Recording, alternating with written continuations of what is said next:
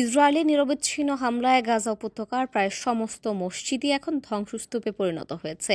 সরকারি মিডিয়া অফিসের তথ্য মতে উপত্যকার মোট ১,২৪৪টি মসজিদের মধ্যে ভয়াবহ আগ্রাসনে ৮৩৫টি সম্পূর্ণরূপে ধ্বংস এবং ১৮০টি আংশিকভাবে ক্ষতিগ্রস্ত হয়েছে, যার মধ্যে মামলুক ও অটোমান যুগের ঐতিহাসিক ও শতাব্দী প্রাচীন স্থাপত্যগুলোও অন্তর্ভুক্ত।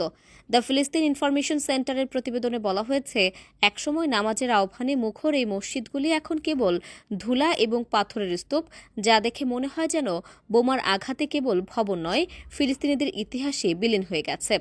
৬২ বছর বয়সী আবু খালেদ আল নাজ্জার যেমন সুজাইয়া এলাকার ধ্বংসস্তূপে দাঁড়িয়ে স্মরণ করেন যে কিভাবে তিনি ৫০ বছর ধরে এখানে নামাজ পড়েছেন এবং আজ নামাজের গালিচাটিও ধ্বংসস্তূপের নিচে হারিয়ে গেছে।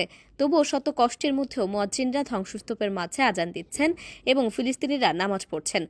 গ্রেট ওমারি মসজিদের ধ্বংসাবশেষে ২৭ বছর বয়সী মাহমুদ কান্দিল কিবলা দেয়ালের পাথর খুঁজে আক্ষেপ করেন যে তারা কেবল ভবন নয়, তাদের স্মৃতিও মুছে ফেলতে চায়। অন্যদিকে ৭৪ বছর বয়সী উম্মে ওয়াইল আল সাইদ হাশিম মসজিদের ধ্বংসাবশেষের সামনে বসে বলেন, যাওয়ার জায়গা না থাকলেও তারা ঘরে বসে কুরআন পড়বেন, কারণ আল্লাহ তাদের কথা শুনবেন, যা চরম প্রতিকূলতার মাঝেও তাদের ধর্মীয় ও আত্মিক দৃঢ়তারই প্রমাণ দেয়।